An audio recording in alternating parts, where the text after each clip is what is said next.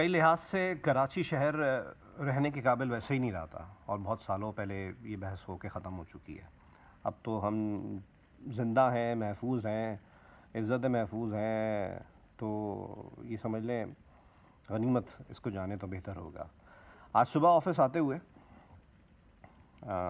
Super highway से जब मैं घर ऑफ़िस आ रहा था तो टोल प्लाज़ा क्रॉस किया, सब्ज़ी मंडी जैसी क्रॉस की, सोराबकोट की तरफ मेरा मुंह था तो कुछ लोग आए और पैसे और मोबाइल छीन के ले गए। अच्छा, मेरे साथ कराची में रहते हुए कोई चौथी पांचवी वारदात है, ये कोई नई बात तो है नहीं। एक ट्रॉमा होता है आपका जिससे आप निकल नहीं पाते। क्योंकि एक शख्स जिसको आप भीख देना पसंद ना करें वो आपको आके गालियाँ दे रहा होता है, और ऐसी सी गालियाँ जिस पे आपका खून खौल जाए। आपका माल ले जाता है जिस पे उसका किस तरह हक है, चले हम तो मान चुके हैं इन्हीं का हक है, हमारा हक नहीं है। हम हलाल कमा रहे हैं, हम मेहनत कर रहे हैं, हमारा हक नहीं है चीज़ों पे। लूट खसूट वालों का ही हर तरीके से हक है। कोई अफ़गान निजात लग रहा था, मुझे नहीं पता क्या असल में, लेकिन मेरी जो असेसमेंट है आके उसने गाली दी और बाइक मेरी रुकवाई, वो भी 125 पे था, और चाकरा होटल से पहले शायद उसने गाली दी, तो मुझे समझ में नहीं आया। अच्छा, कम से कम कौमी चोर भी ऐसे यहाँ पे छोड़े जाएं कि जो कौमी ज़बान में गाली दें तो मैं पता तो लगे कोई थ्रेट है।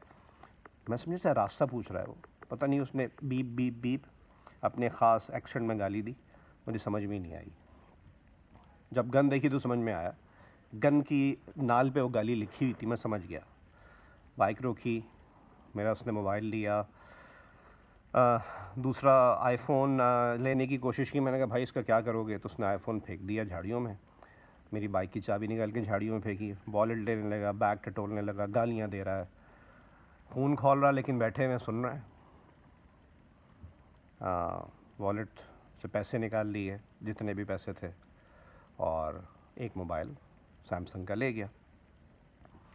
अफसोस होता है, अब क्या हुकूमत से बोलें जी, हुकूमत देखे हालात ठीक करे। कल वफाकी वज़ीर से रिपोर्टर ने पूछा कि जी बिपरजॉय आ रहा है तो क्या आपने इक़दामात किए, तो इस वक्त जब ऑपरेशन का टाइम है तो वफाकी वज़ीर ने कहा कि हमें तो पिछली जो रिहैब के पैसे थे वफाक से वही नहीं मिले सैलाब के कोस्टल एरियाज़ के लिए। तो हुकूमत तो बहुत प्यारी है, ख़ास तौर पे हमारे पास जो कराची में हुकूमत है, तो किसी से कहने का कोई फ़ायदा नहीं। और क्या कहें, वो जिस 125 पर आया 2022-23 का मॉडल था, जगह जगह पुलिस खड़ी होती है, अगर नंबर प्लेट टेढ़ी भी हो ना तो चालान कर देते हैं। वो बगैर नंबर प्लेट की मोटर बाइक थी, नई 125, और गन ऐसी कि बस क्या बताएं, क्या मुमासलत दें, ये भी हलक में आ जाएगी बात। और वो अफ़गान निजात था, उसने वहाँ लूट लिया। मेरी असेसमेंट ये है, खुदा जाने वो कौन था। इससे पहले SM लॉ कॉलेज के पास, बंस रोड के पास हुई तो कोई भाई लोग थे। एरियाज़ भी बांटे हुए ना, इसमें बड़े इंसाफ से चलते हैं। तो बहरहाल कहा जा रहा है जी, मेरा ये बताने का मकसद ये है कि शहर के इन झमेलों से बचने के लिए बहुत दूर शहर से रिहाइश अख्तियार की कि कम से कम वहाँ जाके सुकून होगा। लेकिन ज़ाहिर बात है, रोज़गार के लिए शहर में आना जाना है, तो अब तो ये साबित हो गया कि ये झेलना है। जस्ट इमेजिन अगर आप बच्चों के साथ हों, क्योंकि ऐसे वाक़यात भी हुए, लोगों के 2-3 साल के बच्चों पे गन रख दी गई है और फिर उनसे माल वसूल किया गया है। तो उनका ट्रॉमा, तो अल्लाह का शुक्र महसूस करता हूँ मैं कि अल्लाह का शुक्र है कि कम से कम ऐसा कोई वाक़या नहीं हुआ। अभी कहा जा रहा है कि जी मवेशी मंडी जाएँ, कोई मसला नहीं, 4-5 थानों की रिपोर्ट चला दी गई। SHOs कह रहे हैं मिल मिला के पिछले 8-10 दिन में 7-8 वारदातें हुई हैं।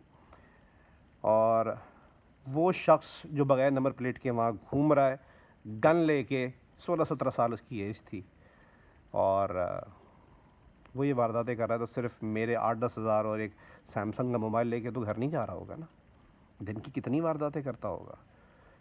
तो भाई अगर आप मंडी जा रहे हैं तो भी ख्याल करें, ये हो रहा है, कम से कम बच्चों और अपनी ख़वातीन को ना ले जाएं, क्योंकि माल जाने का ट्रॉमा से तो फिर निकल आता है आदमी। अब वो बातें हो रही हैं कि बेचारा हमारे एक बहुत मुअज़्ज़ज़ कमेडियन है, आर्टिस्ट की तो हमारे यहाँ वैसी वैल्यू नहीं है, चूड़ा चमार समझा जाता है।